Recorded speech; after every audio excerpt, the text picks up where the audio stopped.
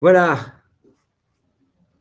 voilà, nous allons commencer notre webinaire consacré aux classes prépa avec notre partenaire, la PHEC, avec Alice Guillon de Schema qui nous accompagne depuis le début, et puis aussi l'ADEPT qui représente les professeurs de techno, les prépas techno, Bruno Maglialiou, inspecteur d'académie qui était avec nous, ancien inspecteur d'académie, auteur pléthorique d'ouvrages sur l'orientation. J'ai eu la chance de débuter ma carrière comme jeune journaliste avec lui il y a longtemps. Donc, comment dirais-je, bienvenue à lui. Et puis, qui je n'ai pas cité, Mathilde, je ne l'ai pas cité, évidemment, qui va ouvrir ce webinaire, puisque les classes prépa, vous savez, traversent une période de transformation, de transition, les classes prépa commerciales. Et on fera le point sur l'année écoulée, évidemment, pour savoir comment s'est déroulée et l'année et la rentrée, puisque nous sommes en plein dedans, si je puis dire.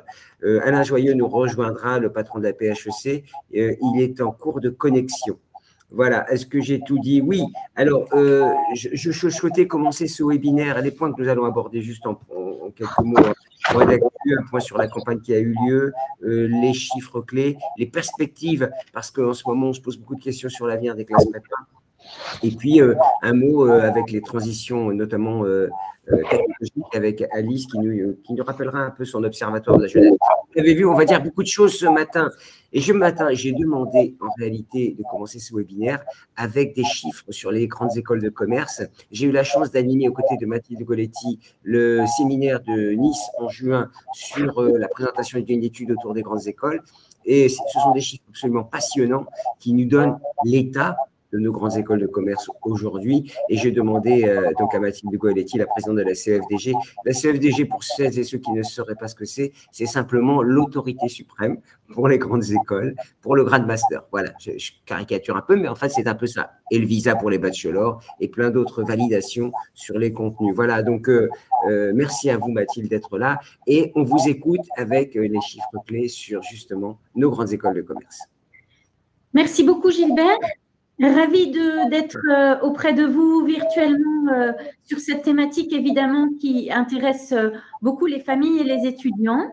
Donc, comme Gilbert m'a demandé de le faire, je vous propose de vous faire juste un petit état des lieux en introduction sur des chiffres clés autour des écoles de management. Les chiffres que je vais vous présenter sont basés sur une enquête indicateur qui est soumise à l'ensemble des écoles de management qui sont évaluées par la CEFDG chaque année sur leur programme visé et gradé.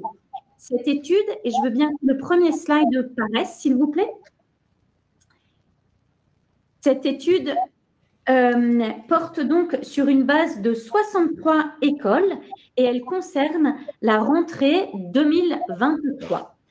Alors, comme vous pouvez le voir, voilà, comme vous pouvez le voir sur ce second slide nous montre à la fois la diversité des écoles qui sont évaluées par la CEFDG en termes de taille. Il y a évidemment des grandes écoles qui ont des effectifs étudiants qui sont très importants, et puis des plus petites écoles de management. Et de la même manière, une diversité de formations qui sont également évaluées, avec une majorité, sans surprise, de formations qui sont déclinées en initiale, en apprentissage et potentiellement en formation continue. C'est 70% d'entre elles. Et ensuite, 24% de formations qui sont uniquement avec la formule pédagogique initiale et seulement 6% sur de l'executive education pure. Le slide suivant vous montre qu'au fil des ans, depuis une dizaine d'années, les chiffres des étudiants, les effectifs étudiants des écoles de management n'ont cessé d'augmenter, puisque vous voyez bien qu'on observe plus 51% d'effectifs globaux en 10 ans.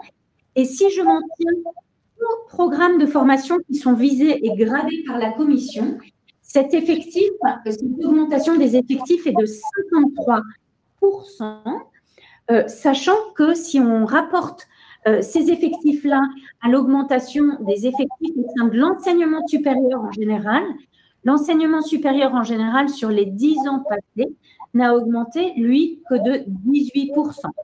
Donc, vous voyez bien que, bien évidemment, le secteur des écoles de management suscite un engouement certain pour les familles et les étudiants au regard des effectifs de l'enseignement supérieur global.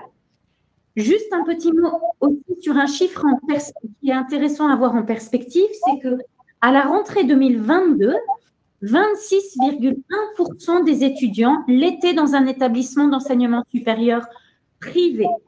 Donc, à peu près, pas tout à fait, enfin, un quart à peu près des étudiants dans un établissement supérieur privé. Un mot aussi, sans surprise, sur la hausse des effectifs des étudiants apprentis et des étudiants boursiers, avec la promulgation de la loi pour la liberté de choisir son avenir professionnel en 2018, les effectifs apprentis n'ont cessé d'augmenter et de manière très forte dans les écoles de management privées sur les formations qui sont visées, gradées uniquement, puisque le périmètre, c'est ces formations-là. Et on voit qu'à peu près un quart à nouveau des étudiants de vos écoles de management, des écoles de management dont les formations sont visées, gradées, sont apprentis. Les boursiers sont également Alors, vous voyez que la courbe est potentiellement peut-être un tout petit peu plus trompeuse parce que quand on regarde, on calcule ce taux de boursiers sur la base éligible des boursiers, c'est-à-dire qu'on enlève les étudiants internationaux, justement, les étudiants apprentis. On s'aperçoit qu'il y a quand même 25% d'étudiants boursiers qui sont accueillis aussi dans ces programmes de formation visés et gradés. Alors, un focus sur le recrutement des étudiants en PGE. Ce recrutement, vous le voyez, sans surprise aussi, il est en légère baisse, puisque d'abord, peut-être je devrais vous dire que dans l'ensemble des formations qui sont visées, gradées par la commission, on compte 38 PGE, dont 15 programmes grande école post-bac, soit à peu près 41% de la proportion. Et ces programmes, ces étudiants, donc, sans surprise, qui rejoignent un programme PGE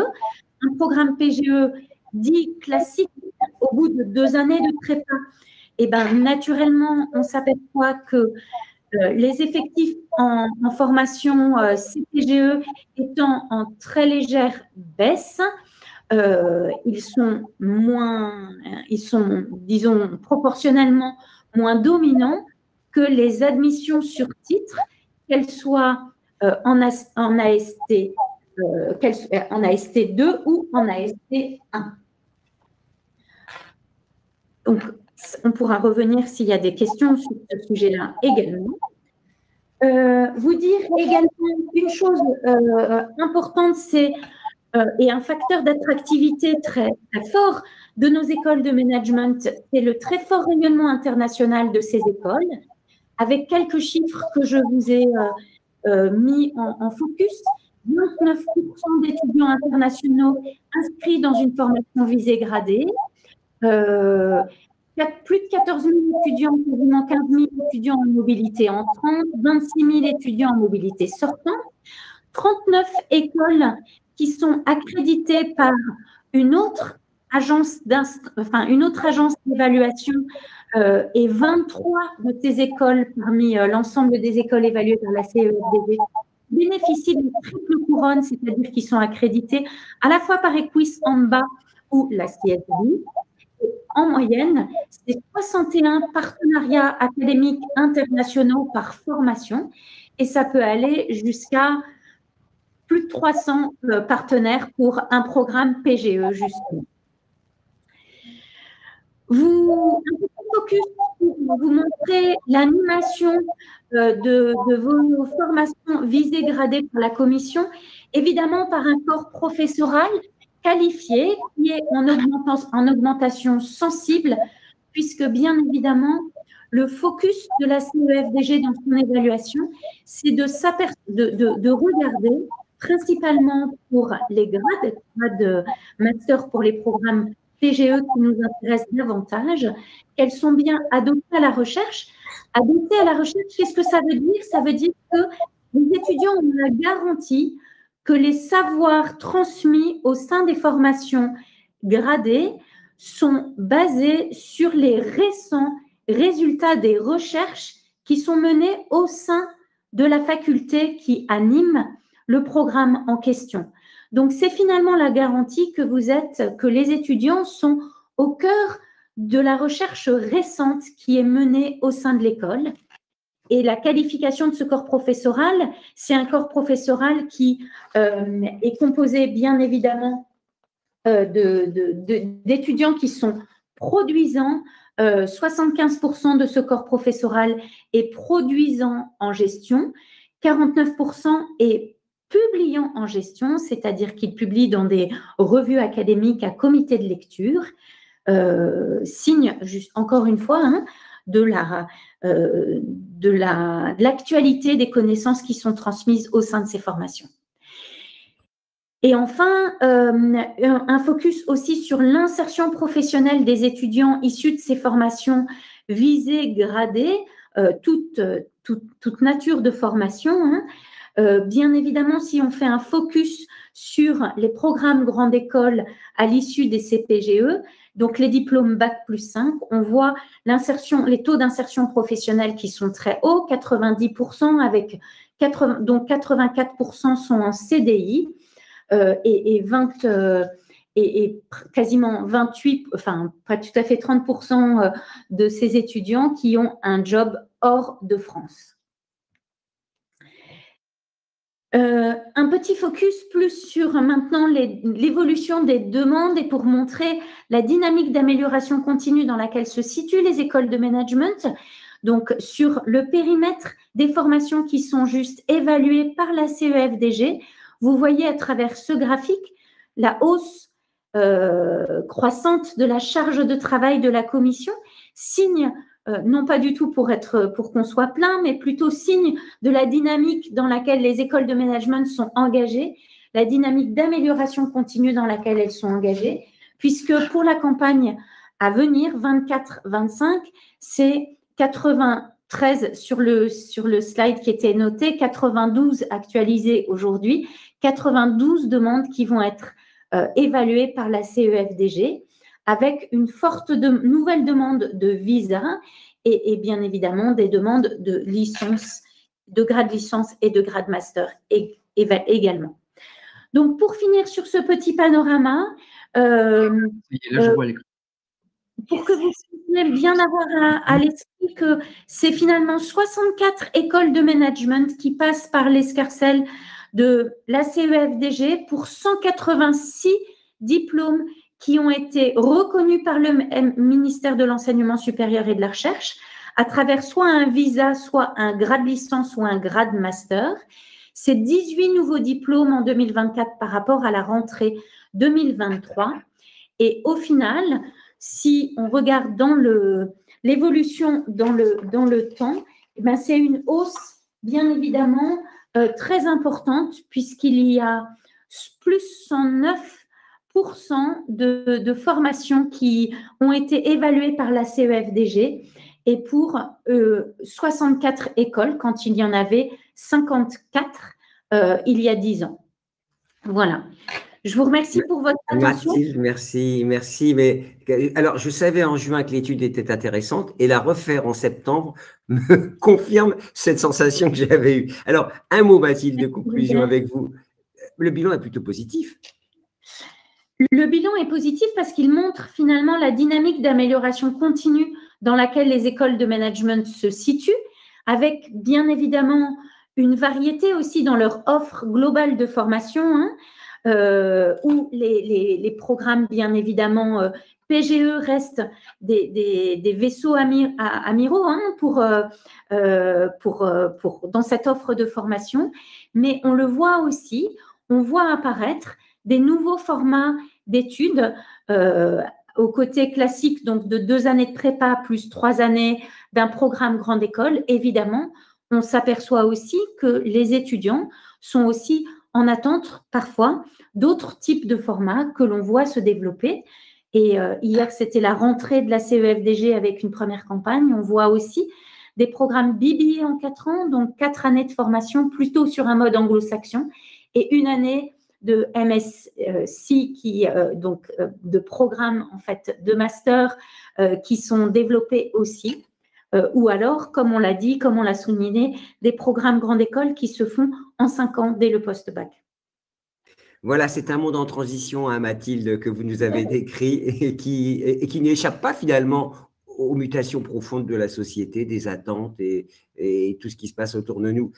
Alice Guillon, vous étiez présidente de la CDEFM, hein, qui représentait toutes les grandes écoles de commerce. Vous représentez Schema Business School, qui est un acteur majeur dans le top des écoles de commerce. Alors, un mot sur le bilan que nous a présenté Mathilde, et bien entendu, votre regard, évidemment, sur la rentrée dans les écoles. On coupe son micro, s'il vous plaît. Et puis, en creux, ça nous permettra d'aborder le problème des prépas, ou le sujet des prépas. Pardonnez-moi d'aborder sous un angle négatif. Alain, je l'ai vu faire une moue. Donc, sur le sujet des classes prépa, qui est notre cœur de sujet, et Quentin également, et Bruno. Un mot, Alice?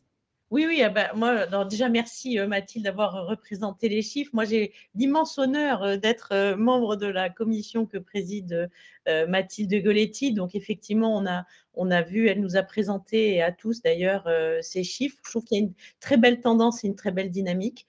On le voit, que ce soit dans la qualité des dossiers, dans le suivi vraiment et des règles. Et c'est de plus en plus qualitatif, et on a de plus en plus d'écoles, en fait, qui soumettent des programmes au visa et au grade.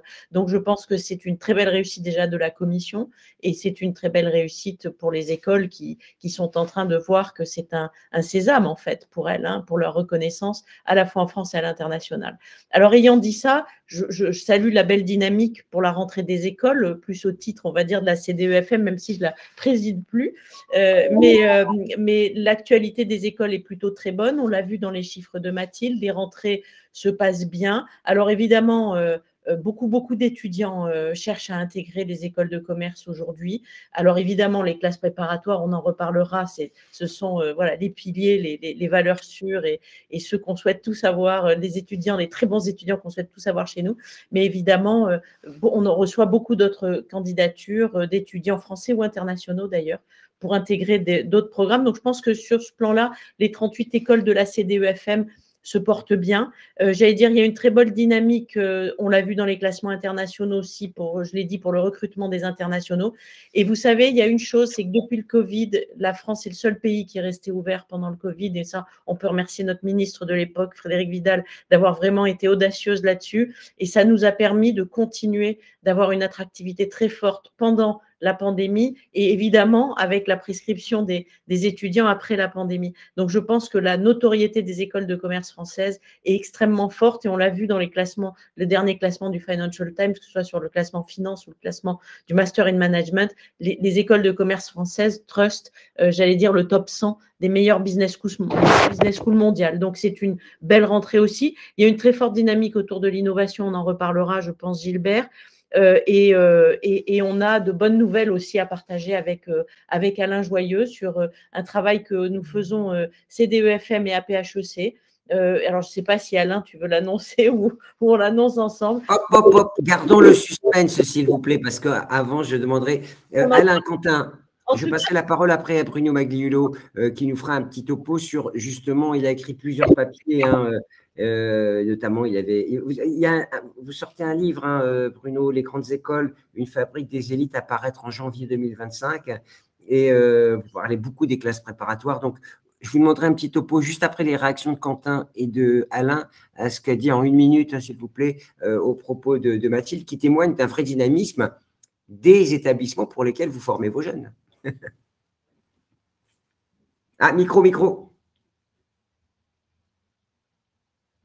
On n'entend pas, Alain. Bon, on va commencer. Moi, ce qui me frappe le plus, c'est quand même le décalage entre le discours ambiant assez pessimiste et assez négatif sur le développement du secteur de formation à la gestion au niveau Bac+5, les programmes de grandes écoles, par exemple, mais pas uniquement. Je rappelle l'existence des IAE, je rappelle un certain nombre de formations de ce type à l'université, mais je vois l'extension réelle. La réalité, c'est son extension. Bruno, juste Bruno, juste, j'ai demandé les réactions à Alain et Quentin, et après, je vous fais parler, vous. Je vous fais intervenir sur… Pardonnez-moi, Bruno. Alain, oui. Est-ce que vous m'entendez? Vous m'entendez? Oui. Très bien.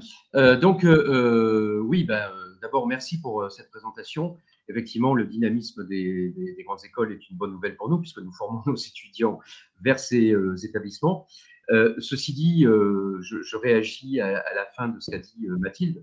Moi, je crois qu'on a tous acté qu'il n'y avait plus forcément de modèle dominant, qu'il y avait une pluralité d'accès aux grandes écoles en fonction des profils, en fonction également des origines. Il y a beaucoup de recrutement d'étudiants étrangers dans les grandes écoles, donc forcément, ils viennent d'autres modèles de formation. Et je suis convaincu que le modèle classe prépa grande école a sa place à côté d'autres modèles de formation. L'année dernière, les effectifs en classe prépa ont réaugmenté, hein, c'est une bonne nouvelle. Cette année, il est encore trop tôt pour dégager une tendance. Nous, on a fait un sondage sur, pour l'instant, on a la moitié des établissements qui ont répondu. On serait plutôt à nouveau sur une hausse, mais je reste prudent parce que 50% n'ont pas encore répondu. Mais on voit bien quand même que la filière prépa grande école continue d'intéresser un public.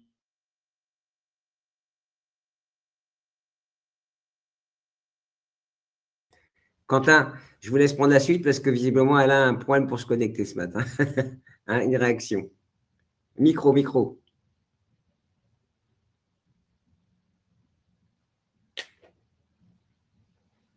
On n'entend pas Quentin. Hein. Est-ce que nos amis de… Allons-y. Quentin, c'est à vous. C'est bon? Ouais. Vous m'entendez de nouveau?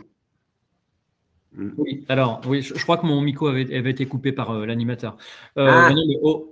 Aucune surprise, mais beaucoup de satisfaction dans l'exposé des chiffres, à l'écoute des chiffres. En fait, le slide sur l'insertion professionnelle des diplômés est très parlant. C'est pour ça que ça fonctionne, c'est parce que les taux d'intégration sur le marché du travail sont exceptionnels. Et puis, sur la filière prépa puis école, les taux de réussite sont en augmentation eux aussi. Enfin, tous nos élèves réussissent. Donc, ce n'est pas du tout une surprise. Moi, je suis très, très heureux de voir le système des écoles de management avoir un tel succès. Maintenant, la question, c'est de le faire savoir. Voilà. Eh oui, vous avez fait une campagne de pub. Alain, vous êtes là, finissez ce que vous nous disiez. Alain? Bon, allez, on va enchaîner. Alain reviendra tout à l'heure avec nous. Bruno, alors justement, bien dans le micro, dites-nous justement quelles sont votre vision sur ces prépas. Vous avez beaucoup écrit, vous avez publié encore des articles récemment. Votre diagnostic sur les prépas avant d'entamer le débat. D'abord, tout diagnostic est subjectif. Hein. Donc, j'ai une prise de parole sur ce sujet qui est la mienne, qui se fonde sur un certain nombre d'études, mais ne sont pas convergentes à 100%. Donc, il y a place pour discussion. Il y a surtout place pour une réflexion sur l'avenir que prendra ce secteur de formation. Je voudrais aussi dire qu'on a peut-être un peu trop tendance à parler des CPGE en soi, alors que ce dont il faudrait que l'on parle en détail, c'est de la filière CPGE grande école. CPGE, programme grande école. Car il y a là une spécificité qui répond en partie à un premier défi qui est réel, qui est important, qui est celui de la multiplication des filières conduisant à une grande école. Toutes ne sont pas des classes préparatoires. Je rappelle l'existence de classes préparatoires universitaires, les CIPGE, l'existence de programmes majeurs, l'existence de bachelor universitaire de technologie, les passages par le BTS, par les licences.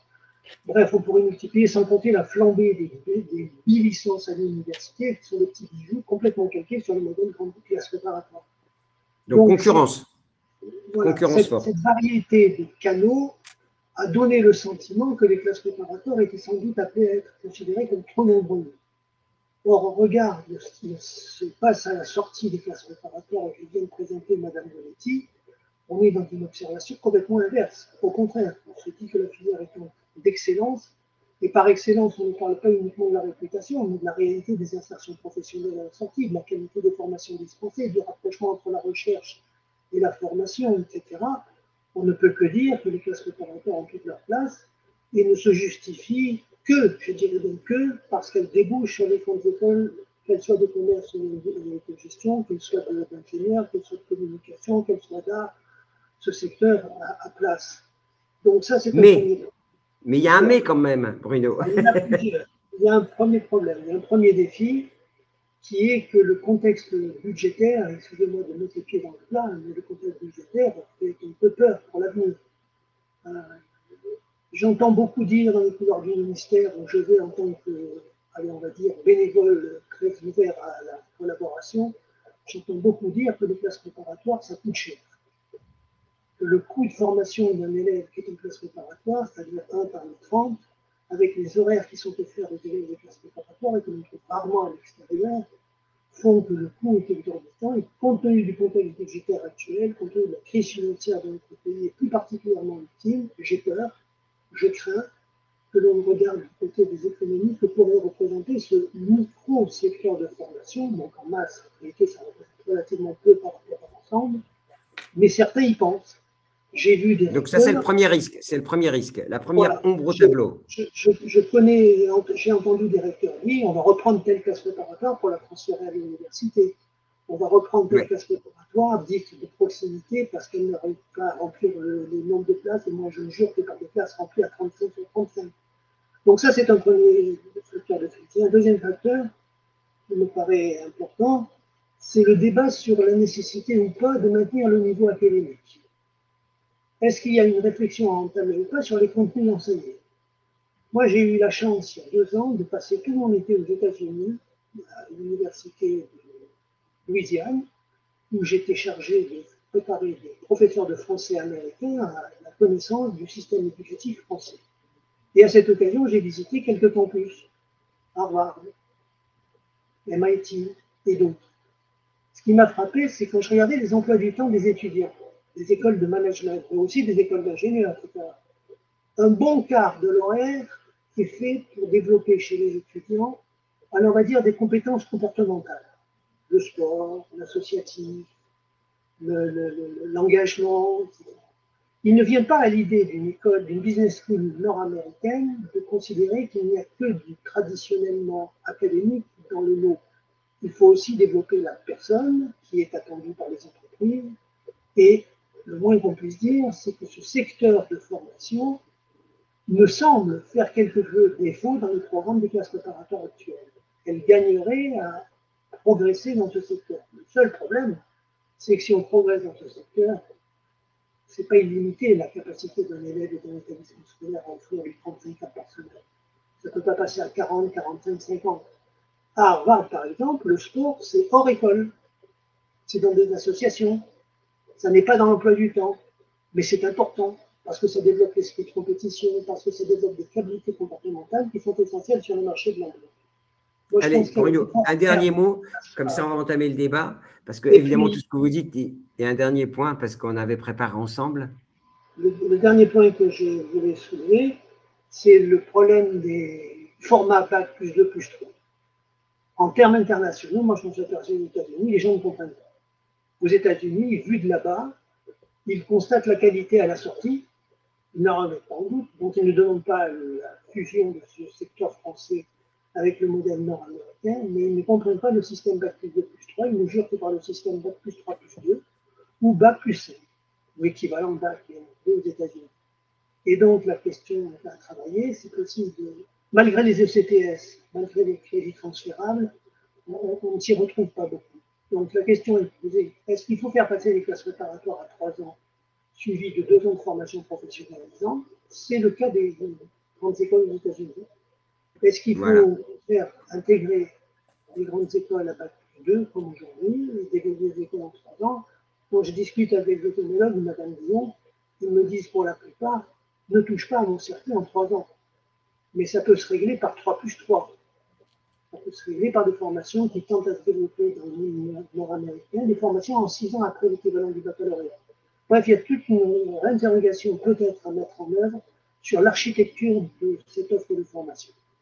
Bon, voilà, je vous avais dit que Bruno, il mettrait les pieds dans le plat. Alice, on s'est déjà dit tout ça, un petit peu, quand même depuis quelques années. Mathilde aussi, Quentin, et si Alain était là, il entendrait. Alors, c'est vrai que, alors qu'on coupe son micro, s'il vous plaît, comme ça, on est entre nous, on reste entre nous. On voit bien les problématiques à soulever, Bruno, sur le format. Bon, on ne peut pas revenir dessus, hein, c'est 2 ans pour le moment et ça sera compliqué. Mais on voit bien que le point qu'il a soulevé sur le contenu, en réalité, côté prépa, on ne veut pas trop y toucher et pourtant ça émerge. Ça émerge. Alice, c'est pour vous la question. Oui, on ne veut pas y toucher et pourtant ça émerge. Je pense qu'il y a des évolutions qui sont à l'œuvre. On en a souvent parlé, déjà notamment à cette antenne, en disant que oui, il fallait qu'on fasse bouger les lignes. Ce que dit Bruno, oui, c'est visible. Effectivement, notre système fait un peu office d'être très spécifique sur la scène internationale. Donc la grande question, c'est est-ce qu'on le fait évoluer et comment? Et alors, est-ce qu'on doit rajouter des années, pas des années? Peut-être qu'il faut, enfin, notre système est efficace. Maintenant, est-ce qu'il faut peut-être lier mieux les contenus, lier mieux, faire des progressions plus, on va dire, plus adaptées entre ce qu'on fait dans les écoles et ce qu'on fait dans les prépas. Donc, ce chantier, de toute façon, il est ouvert. Alors, effectivement, il n'avance pas très vite, parce qu'il y a des impacts qu'on peut clairement imaginer et qui sont difficiles à gérer à court terme. Mais globalement, je pense qu'il y a une volonté de tous de faire évoluer le système pour faire en sorte qu'il continue d'être hyper attractif et surtout hyper performant. Parce que l'hyper-performance, pour rebondir sur ce que disait Bruno, on a quand même une performance de nos écoles avec les contraintes que nous avons, le manque de ressources que nous avons et au fond, le système qui est quand même assez inertiel depuis des années, on a une hyper-performance dans une compétition internationale qui devient complètement aberrante. Donc, effectivement, on peut partir du principe de se dire, bon, il y a un satisfecit, on est content, mais malgré tout, il faut quand même qu'on fasse évoluer le système pour… Oui, c'est ça. C'est ça, Alice. Quentin, je vous pose la question et Mathilde aussi, vous poserez. On ne peut pas reprocher grand-chose au prépa sur la qualité, je crois que, mais on voit bien qu'on est pris dans une sorte de ciseau avec des attentes des jeunes, une société qui évolue, des choses qui changent. Et c'est vrai, comment gérer ces injonctions contradictoires, Quentin? Parce que j'ai l'impression, si je reprends ce qu'a dit Bruno, c'est que ça urge, ça devient urgent. Vous savez, les décisions gouvernementales, elles tombent d'en haut, on ne sait pas d'où elles viennent, et elles sont fulgurantes, elles tombent en piqué parfois, et ça peut poser problème. Alors, on n'entend pas Quentin toujours. C'est ce que vous… Petite parenthèse, rapide. Ça urge, ça ne demande pas précipitation. D'accord, merci. Quentin. Alors, on n'entend pas Quentin. Quentin, on ne vous entend pas. Hein? Ah bon? Pourquoi on n'entend pas Quentin? Claire, je demande à la personne qui est en back-office. Pourquoi, Claire, le micro ne marche pas? Hop. Mathilde, vous vouliez dire un mot pendant que… Ah ben c'est pareil pour… d'accord. On n'entend personne, c'est ça? Voilà, c'est bon. C'est qui là? Moi, je vais nourrir le mien. Ah bon, d'accord. Bruno et moi, on nous entend, mais on n'entend pas Quentin ni Mathilde. Non, c'est bizarre. Bah, le micro est ouvert chez nous, Claire me dit, Quentin. Ah bon? Bon, écoutez. Bon, alors, Bruno, vous vouliez dire un mot parce que je si vous n'entendez pas non plus. Ouais, c'est bizarre. Vous n'arrivez pas à déverrouiller votre micro? Moi, il est déverrouillé. Tout le monde est déverrouillé. Ah bon, ça… Ah, ça y est, je pense. Voilà. Voilà. C'était en fait l'animateur qui avait coupé mon micro et c'était ça qui indiquait nous aussi. D'accord.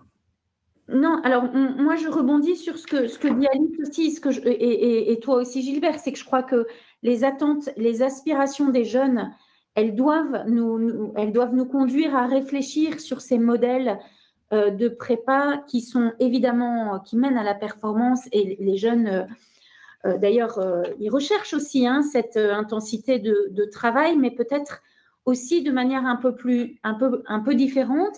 Et surtout, peut-être que la transition soit plus douce entre le modèle de la prépa et l'arrivée dans l'école de management pour les aider aussi à, mine de rien, du haut de leurs 20 ans, à mieux comprendre la différence d'univers qu'ils viennent de vivre de manière très intense pendant 2 ans et ce que leur offre l'école de management dans toutes les compétences plus transversales soulignées par Bruno. Bruno, pardon. Bruno Aguiolo, oui. Autour de compétences plus transversales, autour de l'engagement, autour du sport, autour de la conduite de projet, etc. Donc, ça, je pense qu'il y a sans doute urgence à coller davantage aux aspirations des jeunes aujourd'hui. Mais Mathilde, d'ailleurs, dans votre commission, vous-même, vous êtes attachée à des nouveaux critères, à la RSE, des choses comme ça. Vous sondez les écoles sur ces sujets. Bien sûr, on sonde les écoles, on a beaucoup parlé du sport là récemment en disant que le sport, évidemment, on a surfé sur la vague des JO, mais c'est très bien aussi que le contexte nous invite à repenser la place du sport dans les programmes de formation, a fortiori dans ceux qui sont menés en apprentissage où on sait que le rythme pour les étudiants est beaucoup plus dense et que la place dédiée au sport est plus compliquée. Donc, c'est des sujets sur lesquels, effectivement, on attire les écoles dans nos dossiers d'évaluation pour que les écoles aient bien en tête la multiplicité des critères. L'adossement à la recherche, c'est fondamental pour un grade licence ou pour un grade master, mais il n'y a pas que ça non plus. Il y a aussi une pluralité d'indicateurs qui sont dans notre référentiel CEFDG. Mais Quentin, en fait, quand Bruno parle, Mathilde parle, quand Alice évoque, c'est l'expérience étudiante, en fait, qui compte. Et l'expérience étudiante, on en parle dans les écoles, mais en fait, elle est aussi fondamentale en classe prépa. Je ne vous entends pas, Quentin, ça devient pénible. Alors, on me dit que c'est vous qui avez coupé. Non, il est ouvert votre micro. Non, alors, notre régisseur me dit que les micros sont ouverts. Alors, c'est incompréhensible. Bon, Alice, on fait un test? Non, ça ne marche pas.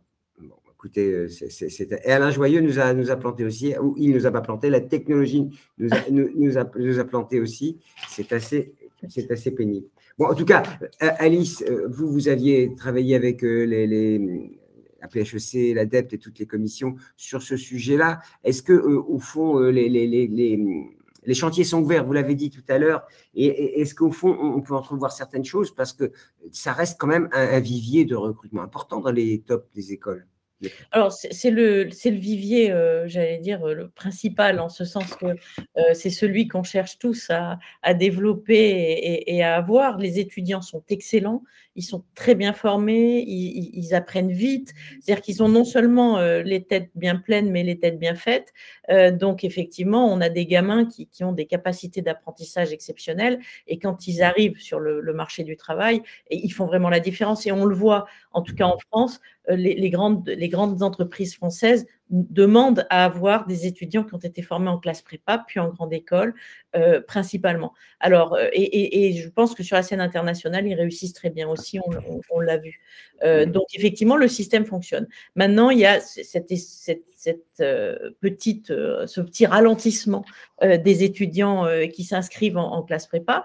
Donc, forcément, c'est à partir de ce constat-là qu'on a décidé avec la PHEC de mettre en œuvre non seulement un aspect communication, une campagne de communication que vous aviez vu tous l'an dernier et qu'on va continuer et qui finalement, on mesurera d'ici 2 ans ce que ça apporte, mais c'est assez important. Et surtout maintenant, on a des travaux de fond, comme tu l'as dit. Donc, on essaie de travailler pour valoriser cette filière, évidemment, au sein des écoles. Alors, on a fait des choses, mais je ne sais pas si c'est Alain qui doit le dire ou moi, mais en tout cas, on fait des choses. Donc, on attend peut-être qu'Alain arrive. Mais, Quentin, ça marche? Ah ben, Quentin. Alors, est-ce que vous m'entendez? Alléluia. Quentin, je vous donne un petit tunnel. Répondez à tout ce qu'on a dit parce qu'il y a plein de choses. Oui, si tant est que j'ai pu tout suivre, plusieurs éléments de réponse à Bruno.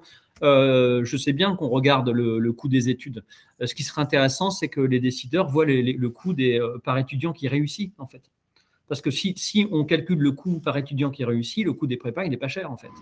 Ça s'appelle retour sur l'investissement de départ. Absolument. Donc, les indicateurs utilisés ne sont pas forcément les bons. Et pourtant, on fait beaucoup de communication là-dessus, sur les 100% de réussite. Nous, l'an dernier, en prépa ECT, une prépa de proximité, avec des élèves qu'on prend avec des niveaux très, très moyens, ils réussissent tous. Ils intègrent tous des écoles de management et et même dans le top 5. Donc, c'est extraordinaire. Donc, ça, c'est la première chose. Deuxième chose, moi, je suis toujours étonné qu'on essaye de remettre en cause et de faire évoluer un système qui réussit. C'est-à-dire qu'en fait, la CEFDG, qu'est-ce que vous montrez? Qu'il y a de plus en plus d'étudiants en école de management, ça veut dire que ça fonctionne. Les effectifs en classe préparatoire, il y a eu un tout petit fléchissement, mais ça remonte. Les bruits que j'ai du terrain, moi j'ai sondé comme Alain les membres de l'ADEPT, toutes les réponses que j'ai eues, il y a des augmentations d'effectifs en ECT. Donc ça fonctionne en fait, mais il y a une condition pour ça, c'est d'être extrêmement présent sur le terrain et lutter contre tous les obstacles à la candidature. Voilà. Et puis, pour répondre sur la place du sport et un meilleur équilibre entre le corps et l'esprit dans la formation, on les y encourage. Les images d'Épinal de la prépa, comme la mise entre parenthèses de sa vie personnelle et de sa vie sportive, sociale, amicale, etc., ce sont des images qui sont fausses. Et il y a quand même, pour finir, un indicateur qui est très important, c'est qui regrette d'avoir fait une classe préparatoire après l'avoir faite. Très, très rares sont ceux qui le disent. Et d'ailleurs, il y a eu une enquête, je ne sais plus quelle école a fait cette enquête-là, excusez-moi, mais sur les taux est-ce que vous recommenceriez une classe préparatoire si vous aviez à le choisir? Quasiment tout le monde dit oui. Donc, c'est un système qui fonctionne. Et je crois que, je ne sais pas si c'est une habitude française d'essayer de remettre en cause un système qui fonctionne. C'est un système qui fonctionne bien. Je veux dire. Et puis après, l'histoire de la non-compréhension américaine d'un format Bac+2, enfin 2+3 ou 2+4. En fait, le +6, il est déjà en œuvre, puisque quasiment tous les étudiants font une année de césure. Enfin, je ne sais pas quel est le pourcentage, mais je pense qu'il est très, très important. C'est vrai, c'est vrai. Quentin, et la question du continuum prépa, enfin CPGE, école de management, ça fait un long moment qu'on s'y attelle. Donc, je trouve qu'il y a eu beaucoup de progrès qui ont été faits là-dessus. Quentin, alors j'ai beaucoup… Bruno, coupez votre micro, s'il vous plaît. Quentin, j'ai beaucoup travaillé sur les prépas et beaucoup sondé, comme vous, les anciens. Personne ne me dira que c'est pas bien. Personne ne me dira que ça n'a servi à rien. Personne ne me dira que c'était pas une année. Bonjour Alain, alléluia. Ah, c'est bon, on me voit. Au fond, le problème, c'est que personne ne remet en cause. Et pourtant, il y a un sujet, et c'est ça aussi, ce paradoxe. Comment vous avez dit pour commencer, pourquoi toucher quelque chose qui marche? Comme on dit dans le football, pourquoi toucher une équipe qui gagne? Mais on voit bien qu'il y a un sujet et il ne faut pas l'esquiver. Vous êtes d'accord avec ce sujet? Non, mais je l'esquive pas. Je termine mon tunnel là pour quand même dire quelque chose. Moi, le nuage que je vois, c'est sur le financement de l'apprentissage. Il faut absolument qu'on en parle parce qu'un certain nombre de nos étudiants, nous parvenons à les convaincre de faire une classe préparatoire et un cycle en grande école de management parce qu'ils savent pouvoir trouver une alternance s'ils la cherchent. Si le financement de l'apprentissage est menacé, comme il semblerait que ce soit, alors là, la donne va vraiment changer. Je pense que c'est un problème majeur. Voilà. Donc, fin du tunnel. Maintenant, évidemment, je ne voudrais pas passer pour celui qui ne veut pas changer le système. Hein, attention. Simplement, n'oublions pas que ce système fonctionne. Et n'oublions pas, je pense que notre vraie problématique, c'est de le faire savoir. Et de faire savoir que le continuum, enfin le cycle CPGE plus grande école a une force en soi et que la prépa a une force en soi. Ça peut être aussi une fin en soi. On y apprend des méthodes, des méthodes qu'on apprend nulle part ailleurs. Voilà. Et je crois que notre job, et je pense qu'Alain en est convaincu aussi, c'est de faire savoir nos spécificités et nos réussites. Bruno, une seconde, je passe la parole à Alain qui nous a rejoint. Alléluia, comme dirait l'autre. Oui, Alain, ça va? Oui, ça va. Vous m'entendez? Bonjour Alain. Voilà, donc c'est compliqué la connexion. Oui, je suis d'accord avec ce qui vient d'être dit, évidemment. Nous, on n'est pas défavorable à des évolutions. Et d'ailleurs, on travaille avec la CDEFM sur des évolutions possibles. On n'est pas campé dans un conservatisme, évidemment, désuet. En même temps, on est désolé, je dois le dire, quand on nous renvoie systématiquement la question du coût des classes préparatoires, qui, comme l'a dit Quentin, relève de la malhonnêteté intellectuelle. Lorsqu'on regarde le taux de réussite donc de nos élèves, on s'aperçoit qu'il est finalement il est unique dans le monde de l'enseignement supérieur. Je rappelle également qu'en prépa ECG, ECT, les élèves paient quand même leur scolarité 3 années sur 5 sur un cycle master. Hein, donc, je crois qu'il faut quand même se le rappeler. Et puis, on nous demande de remplir nos classes. On essaie de le faire au maximum. C'est vrai qu'il y a du chemin à faire, mais nous essayons de le faire au maximum. Je ne suis pas certain que toutes les filières universitaires de latin, de grec, etc., soient remplies. Quant à la mixité sociale, je pense qu'on a fait aussi beaucoup d'efforts. Hein, il y a plus de 25% de boursiers en CPGE et quand on dirait que dans certaines sociétés, on est à plus de 60% de boursiers. Moi, j'attends une étude honnête sur la diversité sociale en Master 2 à l'université, que ce soit en droit, en sciences économiques, etc. Donc, on a l'impression souvent d'être victime d'une mauvaise foi et qu'on est sans arrêt renvoyé à des questions purement comptables. Et c'est vrai que, alors même que c'est un système qui est performant, qui fonctionne, qui doit évoluer, hein, on est tout à fait d'accord, finalement, ça décourage les collègues qui finalement ne comprennent pas qu'ils soient réduits à un supposé coût très élevé. Je voudrais rappeler quand même que le rapport Draghi est sorti avant-hier, hein, qui titre sur le décrochage de l'Europe et qui préconise d'investir 800 milliards d'euros d'ici 2030, notamment dans la recherche, dans la formation, etc. Donc, dire que l'université n'a pas assez de moyens, on est tous d'accord. Mais ce n'est pas en abaissant les moyens de ce qui fonctionne qu'on améliorera le système. Voilà. Et c'est vrai aussi pour les grandes écoles. Et je rejoins tout à fait Quentin sur l'apprentissage. Il est bien évident que si les moyens de l'apprentissage venaient à se réduire, mais ce serait une catastrophe pour les écoles, mais aussi pour les prépas. Parce que les frais de scolarité en grande école sont de plus en plus difficiles à assumer, pas simplement pour les boursiers, mais pour ceux qui sont juste au-dessus. Et je ne jette pas la pierre aux grandes écoles, je connais bien leurs contraintes financières, de qualité, etc. Mais simplement, il y a une réalité. Donc moi, je rêverais qu'un jour, on étudie des systèmes de défiscalisation de l'investissement que les parents mettent dans l'enseignement supérieur de leurs enfants. Hein, bon, je crois que c'est pas trop, on n'est pas trop dans le contexte. Mais c'est vrai que si on remet en cause les moyens de l'apprentissage pour les cycles master, là, on va revenir en arrière sur les questions de mixité sociale. Moyennant quoi, je pense, il y a un tri à faire. Parce que je lis ici ou là que les moyens de l'apprentissage profitent à des grandes écoles qui ne sont pas de vraies grandes écoles. Voilà. Peut-être qu'il y aurait une rationalisation des moyens pour diriger ces moyens vers les vraies grandes écoles, hein, celles qui sont accréditées, dont les diplômes sont reconnus, etc. Mais c'est l'objet des réformes à venir. Bruno, je sens que vous bouillonnez pour dire un mot. Qu'est-ce que vous voulez nous dire? Non, mais moi je partage largement ce qui vient d'être dit. Je ne voudrais pas qu'on me fasse dire ce que je n'ai pas dit. Je ne dis pas que le financement doit l'emporter sur la réflexion pédagogique et formative. Bien au contraire. Je dis simplement que j'entends, je vois, je constate qu'un mouvement de rétractation de l'État se fait dans ce secteur, avec certaines classes préparatoires qui ont été fermées ces dernières années, au prétexte qu'elles ne remplissaient pas, au prétexte qu'elles ne visaient pas les vraies grandes écoles, etc. Donc il y a une tendance. Moi je crois qu'en fait le hiatus vient du fait qu'on est sur des temps différents. Le temps du budget, le temps des finances, c'est du court terme. Le temps de la formation, c'est du long terme. Et nous ne sommes pas sur les mêmes tableaux. Et faire se rejoindre par un pont de deux univers suppose qu'on ait d'abord une réflexion sur le temps utile. Alors c'est un peu philosophique ce que je dis, mais ça explique un phénomène. Par ailleurs, les programmes que nous enseignons, et pas que dans les classes préparatoires, mais aussi au lycée, au collège, à l'école primaire, dans le supérieur, sont largement le fruit d'une tradition républicaine en France, qui est le lycée académique, le collège académique, la priorité du savoir sur un certain nombre d'autres critères d'expansion dans le futur, dans la vie professionnelle, etc. Donc nous sommes sur une sorte de survalorisation peut-être du savoir académique. Je ne dis pas qu'il faut le supprimer, je dis qu'il faut au contraire le renforcer, l'adapter peut-être un peu dans certains domaines, mais qu'il faut ajouter quelque chose qui manque, à mon avis, qui manque dans le cursus en question, c'est une ouverture vers la construction de la personne, et pas uniquement de l'étudiant.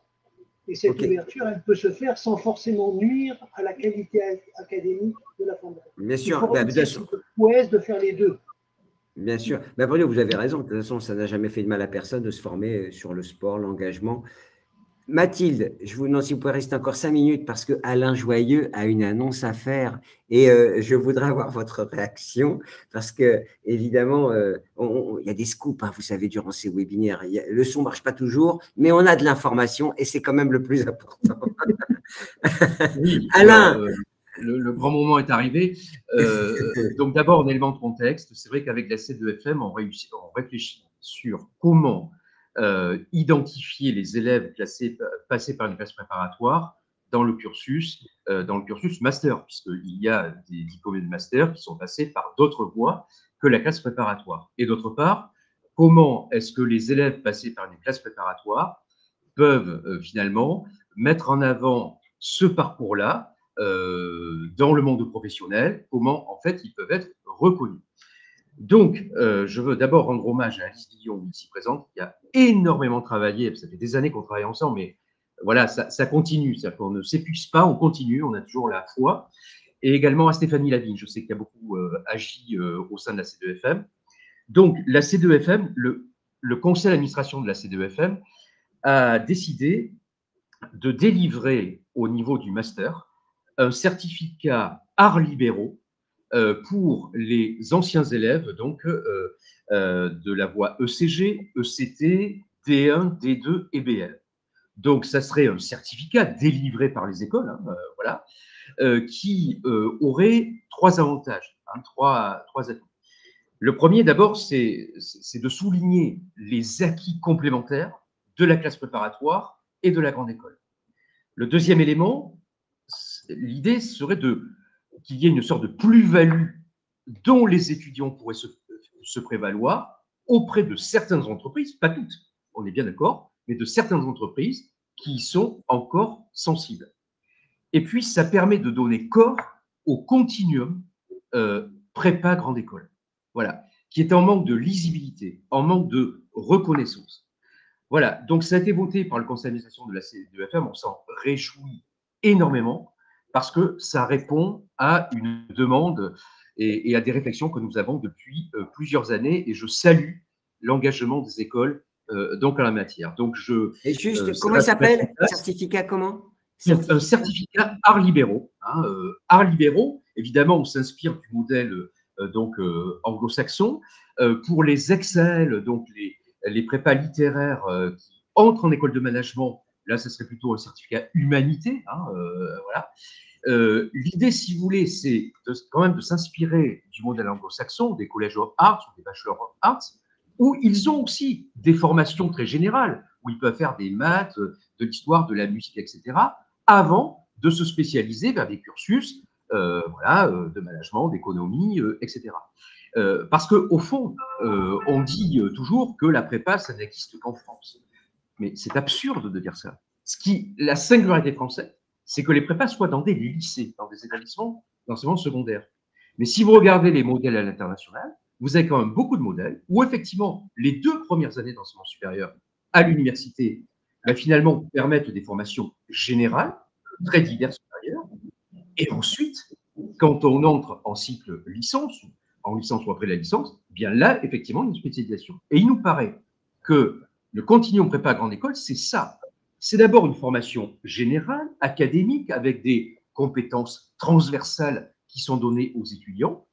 Et ensuite, eh bien, en école, là, évidemment, il y a une spécialisation vers les disciplines de management, même si les grandes écoles, pour justement faire vivre ce continuum, eh bien, continuent à faire faire à leurs étudiants de la géopolitique, de l'économie, de la philosophie, etc.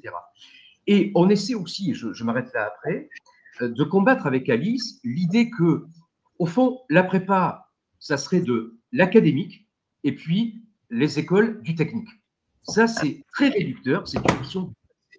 D'abord parce qu'on prépare, on prépare nos élèves aux soft skills. Hein, la pédagogie en prépa, elle a quand même beaucoup évolué depuis 20 ans. On prépare nos élèves aux entretiens de personnalité de motivation. Donc, voilà, on teste d'autres compétences, les écoles aussi. Et en école, les écoles, ces dernières années, Alice le confirmera, ont réinjecté dans le cursus, notamment en année pré-master, des disciplines qui étaient enseignées en prépa avec notre pédagogie, comme je l'ai dit. Mathilde, un certificat de plus. Alors, comment vous voyez? Moi, ma réaction comme ça, à chaud, hein, je dirais que je pense que le souci, je ne suis pas professeur de marketing pour rien aussi, et je pense que le fait de répondre à un besoin des étudiants qui, quelque part, relève le défi d'une formation exigeante en prépa de 2 ans pour rentrer ensuite en école de management, comparé à ceux qui accèdent à des écoles de management par d'autres voies. Et il ne s'agit pas de hiérarchiser ces voies, il s'agit juste de reconnaître la pluralité des voies qui permettent l'accès justement à des formations prestigieuses. Je pense que ce souci de reconnaissance, il est vraiment très fort chez les jeunes qui ont fait des prépas, et que d'une manière ou d'une autre, de s'attacher à trouver un moyen d'assouvir ce besoin de reconnaissance, pour les jeunes, il est très important. J'ai cette remarque au niveau des jeunes, donc en ça, je salue l'initiative qui a été la vôtre. Et ensuite, je crois aussi qu'il faut qu'on aide, pour le coup, le milieu socio-économique, les organisations, les entreprises, les associations, les collectivités territoriales, les institutions publiques qui accueillent vos jeunes, pour les aider à distinguer, parce que Alice l'a remarqué, je pense qu'effectivement, un étudiant qui est issu de prépa, il a acquis des compétences, une capacité de travail, une tête bien faite, bien remplie, et qu'il faut aider aussi les employeurs de ces jeunes à facilement repérer que des compétences particulières sont acquises à travers ce continuum prépa et programme grande école. Donc, je pense que ça peut aider aussi les employeurs de ces futurs jeunes à repérer ces jeunes, même si, bien évidemment, ne me faites aussi pas dire tout est aussi une question de personnalité, et évidemment, la personnalité est fondamentale dans un emploi, dans une recherche d'emploi, bien sûr. Hein. Donc, c'est ça mes réactions premières, avec aussi le défi qui est quand même, que j'entends aussi, hein, le défi dans les écoles de management, de ne pas cloisonner les étudiants qui sortent de prépa, qui rentrent en école, de ceux qui sont admis par AST, et puis tout le monde se regarde en chien de fusil, et il faut créer la cohésion, parce que finalement, on sort d'un programme grande école, de schéma, de l'EDEC, de l'ESSEC, et on appartient à un corps qui est qu'on défend une école, quelle que soit la voie par laquelle on est arrivé. Je pense que tout le défi, c'est cet équilibre-là aussi, de créer ce sentiment d'appartenance sans qu'il y ait un sentiment de supériorité des uns par rapport aux autres, mais bien la fierté d'appartenir à un programme qui est différent selon qu'on est à Schema, à l'ESSEC, à l'EDEC, oui, bien sûr. Je ne sais où. Donc, Mathilde a découvert en live le sujet. Hein. Merci pour cette réaction à chaud. On vous a pas pris en traître, hein, puisque moi-même, je découvrais l'information. Quentin, votre réaction, parce que évidemment, ça doit aussi vous faire chaud au cœur pour ces étudiants également qui passent par le PAC Techno, d'être aussi valorisés d'une manière… Ouais, c'est une très bonne surprise. Je trouve que c'est une excellente initiative, et je remercie beaucoup les écoles d'avoir accepté ça. C'est très, très bien. Et merci Alain d'avoir œuvré dans ce sens. Voilà. C'est très, très bien. Bruno, alors vous, l'inspecteur d'académie, l'observateur, est-ce que vous pensez que mettre un tampon, une sorte de valoriser peut-être, c'est aussi une voie dont vous n'avez pas parlé, peut-être survaloriser aussi ce passage en prépa? Moi, je voudrais d'abord faire une première remarque, qui est qu'une telle labellisation est bienvenue, dans la mesure où le cursus +2 plus la classe préparatoire n'est pas diplômant.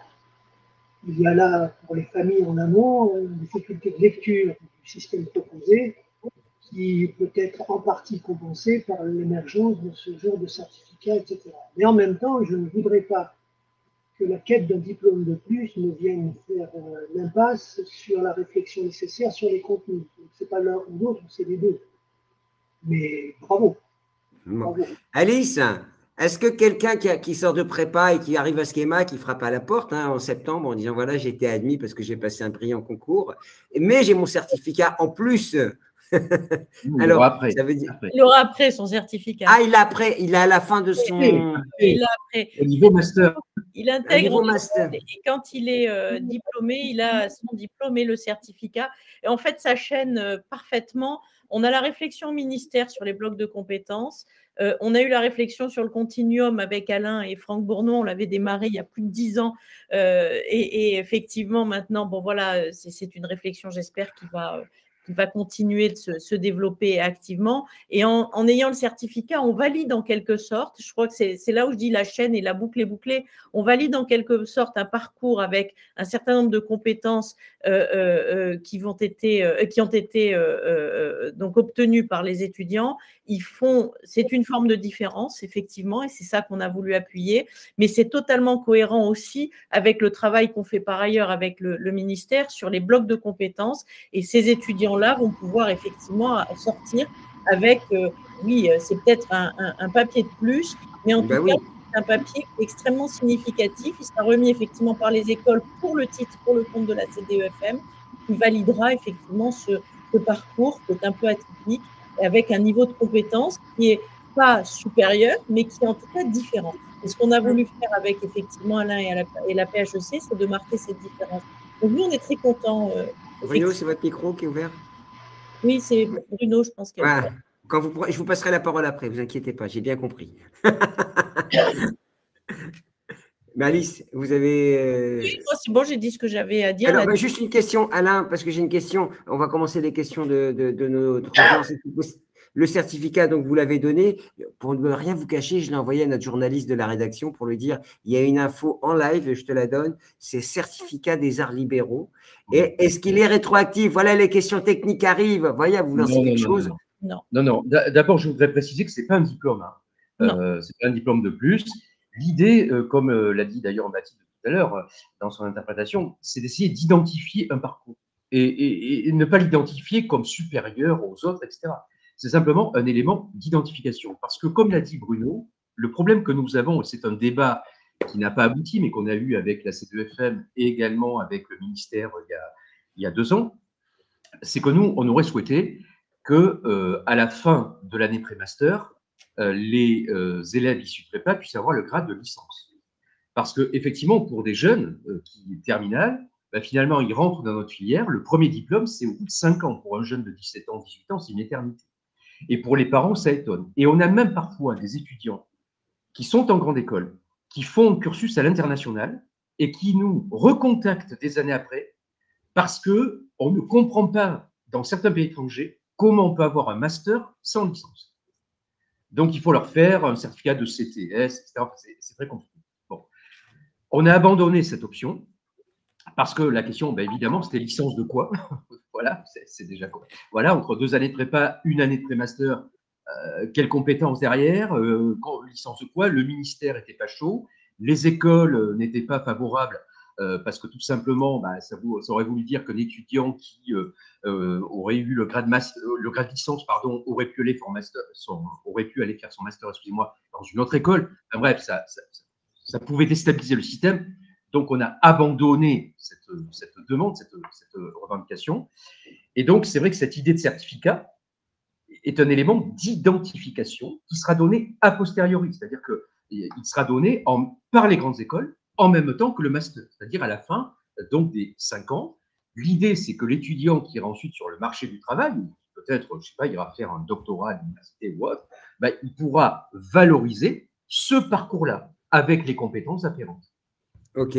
Alors, Bruno, vous vouliez parler. Qu'est-ce que vous voulez dire à nos… Juste soulever une question. Le système actuel d'enseignement en France, comme dans la plupart des pays, est le fruit de 4 siècles de construction qui ont abouti à un système en 3 étages. Premier degré, l'école primaire, second degré, collège, lycée, troisième degré, enseignement supérieur. À mon avis, ce système est en train d'exploser. On n'en a pas forcément pris conscience. Il est en train petit à petit, du fait de la montée en puissance du nombre d'années d'études que les jeunes font aujourd'hui, tous à bac plus 5, pour une interrogation qui traîne un article récent dans le Monde, c'est une bonne question. Qu'est-ce que l'on voit? On voit une école primaire qui s'étend jusqu'à la classe de 3e incluse. Regardez les livres de compétences, ils sont désormais communs au collège et à l'école primaire. Le premier degré va s'étendre jusqu'à l'actuelle classe de 3e, donc intégrer le collège. Le second degré sera le lycée actuel plus les premiers cycles d'enseignement supérieur. de bac-3 à bac+3. On en parle de plus en plus. Et le troisième cycle sera au-delà de la 4e année post-bac. Donc ce nouveau système qui est en train de petit à petit s'installer oblige à réfléchir à l'architecture actuelle et comment elle se positionne dans ce système qui est en train de naître. Moi, je vois arriver petit à petit, on n'a pas tous conscience que c'est une réalité, mais qu'il faudra bien tenir compte. Il y a un décalage en fait qui s'est opéré. Le bac d'avant, c'est peut-être le bac+2 d'aujourd'hui. C'est ce que vous voulez nous dire en quelque sorte. Alors peut-être répondre aussi à une remarque que nous a fait Maud Aigle il y a déjà 30 minutes. Les données présentées sur les effectifs montrent une baisse des étudiants boursiers. C'est vrai ou pas ça, Alice? Je ne connais pas. À la CFDG, vous avez les chiffres aussi. Non, on a les chiffres et nous, Mathilde pourra le dire mieux que moi, mais on voit au contraire, que ce soit en classe prépa ou chez nous, on voit au contraire le nombre, et puis avec tous les efforts qui sont faits, on voit le nombre de boursiers quand même augmenter régulièrement. Donc, je ne vois pas trop comment c'est possible. Voilà. C'est le problème des études. Mathilde, vous êtes attachée à ça aussi, à la CFDG. Oui, parce que d'abord, la question de la politique, l'ouverture sociale, c'est vraiment un critère structurant des visas et des grades. Donc, c'est évidemment un critère sur lequel le regard est largement porté dans nos évaluations.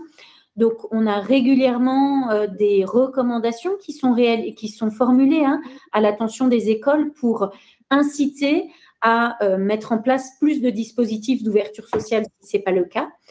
Et je dirais qu'aujourd'hui, entre évidemment les boursiers sur critères sociaux, parfois les écoles considèrent que l'apprentissage est aussi un moyen d'ouvrir socialement à d'autres profils d'étudiants, et cela a été rappelé notamment par Quentin, à juste titre.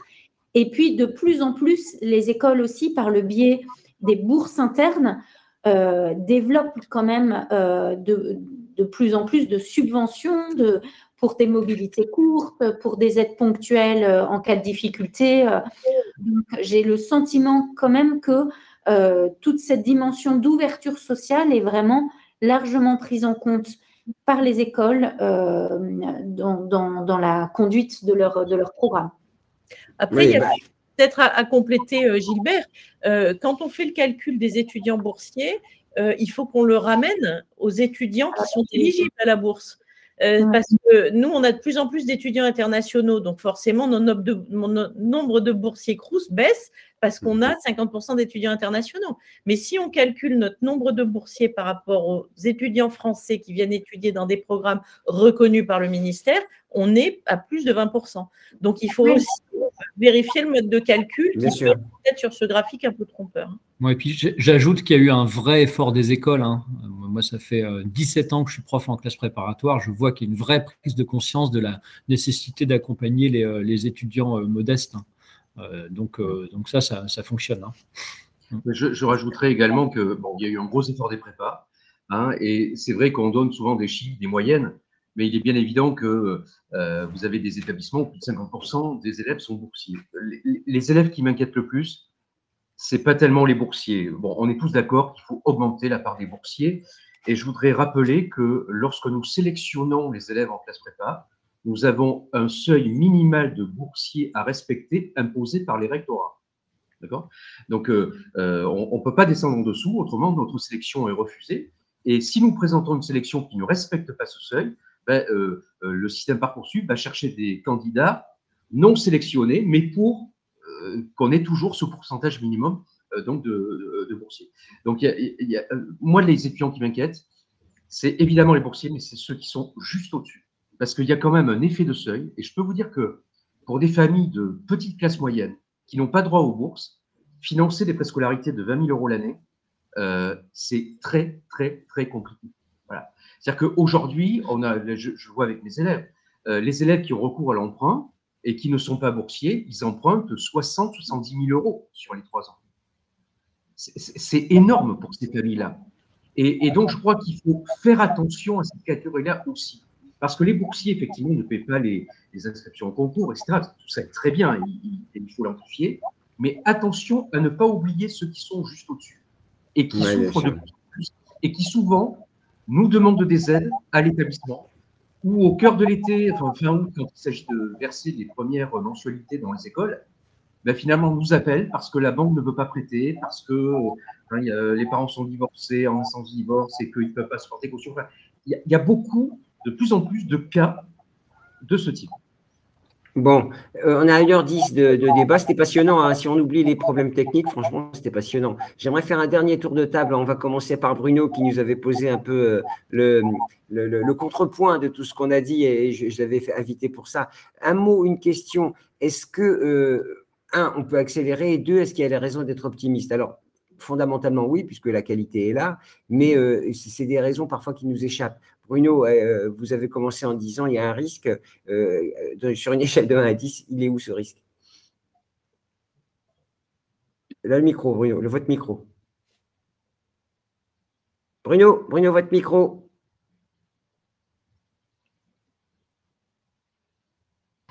Voilà, excusez-moi. Voilà.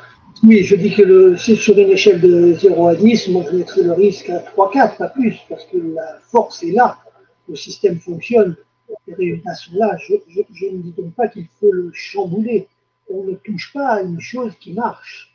Tout à l'heure, le président de l'APEC me disait, et je soutiens ce discours-là, mais ça n'est pas une raison pour ne pas s'interroger sur ce qui est amené à devenir inévitablement une logique de changement dans le futur. Moi, je préfère anticiper plutôt que d'attendre que ça vienne. Donc, j'ai tendance à dire, les réflexions sont nécessaires, vous les menez d'ailleurs largement, vous n'attendez pas que je dise pour le faire, il faut qu'elles continuent, mais il faut qu'elles prennent les problèmes tels qu'ils se présentent, à savoir là où il y a de véritables problèmes. Ce n'est pas dans la qualité de la formation, ce n'est pas dans la qualité des élèves intégrés, c'est dans des domaines ouverts à d'autres réflexions, comme le domaine financier, le domaine des contenus, le domaine de l'ouverture vers des formations plus complètes. Moi, je dis qu'il y a place pour faire les deux. Continuons ce qui marche et qui doit continuer, mais en ayant un œil vigilant sur leur futur, parce que la question est posée de savoir l'avenir des prépas. Merci Bruno, merci beaucoup. Vous avez été évidemment là où on vous attendait, en disant les choses et en les affrontant grâce à. Je tiens à remercier les 22 professeurs qui l'année dernière m'ont invité à leur journée porte ouverte. Ok, merci Bruno. Alain, Quentin, alors Mathilde nous a quittés, elle m'avait prévenu, merci Mathilde, avec un peu de retard. Alain et Quentin, un mot de la fin. Le combat continue, j'ai envie de dire, avec des fondamentaux qui sont bons. Le combat continue. En même temps, il faut continuer, et c'est ce qu'on fait avec la C2FM, à réfléchir à des évolutions. Alors, Alice l'a peut-être dit pendant que j'étais déconnecté, donc désolé si je répète, mais avant la campagne de communication de la C2FM, ils ont financé un audit auprès des jeunes de toute région, tout type d'établissement, etc. Il montre que les jeunes, en fait, sont prêts à beaucoup travailler, mais ne sont plus prêts à faire des sacrifices après le bac. C'est-à-dire qu'aujourd'hui, un jeune ne comprend pas pourquoi il doit arrêter le foot, le piano, la danse, je ne sais quoi, parce qu'il va en prépa. Et ça doit absolument nous interpeller. On ne pourra pas, je pense, redresser durablement notre attractivité si on ne permet pas aux jeunes en prépa, finalement, de pouvoir continuer à faire de sport, de musique ou de danse. Bref, de développer d'autres compétences. Alors, ce n'est pas facile, évidemment, parce que ça touche des horaires, des postes, etc. Mais il faut absolument que nous ayons cette réflexion. Parce que les jeunes, et l'enquête de la CDFN l'a montré, l'audit, sont en demande. Voilà, sont en demande, et il y a une incompréhension sur cette notion de sacrifice pour des jeunes qui ont 17, 18, 19 ans. Voilà. Donc, et ça, il faut arrêter. Il faut arrêter. Voilà. On y travaille, on va continuer à travailler avec Alice et ses collègues. Comment pourrait-il avoir ces qualités alors que l'enseignement secondaire se dégrade en exigence? Il y a un travail aussi à mener en amont. Hein. Ça sert à quoi, les développer le sens de l'effort, on ne peut pas parler de tout. Non, c'est trop tard, on fera un débat, Oui, mais c'est juste un mot, et je pense que, je le dis à Alice, c'est un élément sur lequel il faut continuer à réfléchir ensemble. C'est la question des concours. Voilà. Est-ce que les concours tels qu'ils existent aujourd'hui, est-ce que la nature des épreuves, etc., est-ce qu'il ne faut pas revoir ça? Parce qu'effectivement, les élèves que nous recevons avec mention très bien au baccalauréat n'ont plus rien à voir avec les élèves qui avaient mention très bien il y a 10 ans. Voilà. Mais oui. D'accord. C'est un chantier qu'on ouvre ensemble, Alain. Il faut vraiment qu'on s'y attende. Je suis d'accord. Bien sûr. Ouais. Quentin, un petit mot et puis après, ce sera Alice. Un petit mot, je suis parfaitement d'accord avec ce qui vient d'être dit par Alain. On fait un travail pour leur permettre d'avoir une vie parallèle à la prépa. La prépa, c'est pas du tout un sacerdoce, c'est encore moins un sacrifice. Ça, c'est clair. Moi, je pense que la communication reste le nerf de la guerre, absolument. Il faut qu'on soit présent dans les salons, sur le terrain, dans les lycées, qu'on mette en place des réseaux de professeurs relais dans les établissements qui relaient le message autour de la prépa pour dire des choses simples. En fait, 1, tout le monde réussit. 2, ça peut aussi être une fin en soi, c'est-à-dire que la prépa, c'est un plaisir. La prépa, ça ouvre l'esprit, ça permet de communiquer des capacités d'apprendre qu'on n'imaginait même pas pour soi-même, etc. Donc, je pense que et le combat continue, en effet. Il faut marteler ce message et marteler les taux de réussite qui sont les nôtres. Merci.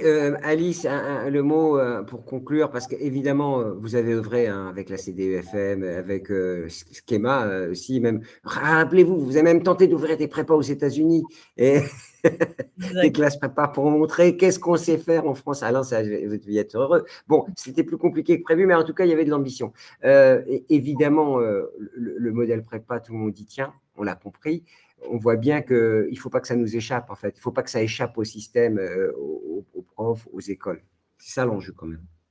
Oui, c'est l'enjeu.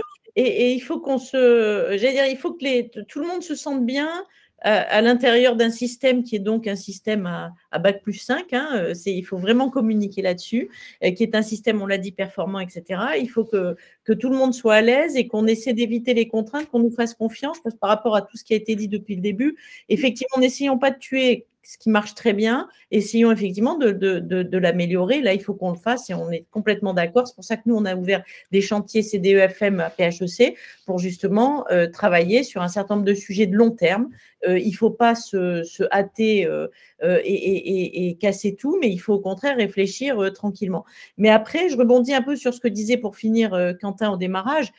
Il faut, et moi c'est un message que je passe systématiquement dans tous les gouvernements, il faut qu'on puisse travailler sereinement, c'est-à-dire à la fois les classes prépa et les grandes écoles. Aujourd'hui, on a beaucoup d'insécurité sur les classes prépa parce qu'on entend dire ça va fermer, ça va ouvrir, ça va fermer, ça va ouvrir. Donc, en fait, ça crée un stress. Donc, il faut se dire, donnons-nous 3-4 ans pour voir que les actions qui ont été conduites, est-ce qu'elles vont marcher ou pas. Et à ce moment-là, on pourra prendre des décisions. Mais là, il faut arrêter d'agiter les grands chiffons rouges un peu partout et n'importe quand, parce que ça fait plaisir peut-être aux politiques, mais c'est extrêmement déstabilisant pour tout le monde. Et évidemment, dans le même sens, laissons travailler les écoles aussi. C'est-à-dire que tout ce qui est en train de se passer sur l'apprentissage, c'est extrêmement inquiétant. Les coups de rabot de tous les côtés, là, les annonces maintenant sur les impôts, on va récupérer de l'argent un peu partout, on va diminuer les prises en charge de l'apprentissage, ça veut dire qu'on va encore continuer à dégrader un peu plus l'accès des plus défavorisés à l'enseignement supérieur. Donc, je pense qu'il faut vraiment que les politiques l'aient en tête. Et puis, quand on engage des réflexions, tant qu'on aille jusqu'au bout, parce que ça aura un petit impact aussi sur les classes prépa. Donc, on a travaillé pendant un an sur le label privé lucratif, on ne voit rien sortir sous prétexte que tout est en suspens et en apté parce qu'on n'a pas de gouvernement. C'est juste scandaleux. Moi, je dis, c'est juste scandaleux. C'est un manque de respect pour les gens qui ont bossé. C'est un manque de respect pour tous ceux qui sont en attente aujourd'hui de ce qui va se passer. Et je pense que là, les politiques commencent à devenir extrêmement déraisonnables. Donc moi, si j'ai un message à passer, c'est laissez-nous tranquilles. Les classes prépa et les grandes écoles, laissez-nous 4-5 ans, laissez-nous travailler. Après, si on fait mal, ok, on en prend la responsabilité. Mais je ne pense pas. De toute façon, on a, nous, la volonté que ça se passe bien ensemble. Donc, on devrait… Mais maintenant, qu'ils nous laissent un peu tranquilles. Alice, vous qui êtes dans l'intelligence économique, c'était votre spécialité, votre domaine de prédilection. Vous avez une idée du futur ministre du supérieur ou de l'éducation? Vous avez entendu? On espère qu'elle ne changera pas. Bon, voilà. Merci Bruno, Alain, Quentin, Alice et puis Mathilde qui nous a quittés, qui nous a même fait envoyer un petit message. Bon, c'était quand même pas mal. On oublie les problèmes de son. Franchement, on a dit des choses passionnantes et en cette rentrée, c'était pas mal de remettre à plat tout ça. Le replay sera évidemment sur Campus Matin. Il y aura un petit papier pour rappeler tout ça. Et puis évidemment, on continue le débat grâce à Schema, grâce à Alice, grâce à la PHEC, grâce à l'ADEPT, grâce à la PLCPGE qui n'était pas là aujourd'hui mais qui ne pouvait pas, grâce à des experts comme Bruno ou comme Mathilde. À très bientôt. Merci beaucoup. À bientôt. Au revoir à tous. Au revoir. Heureux d'avoir partagé ça avec vous tous. Au revoir.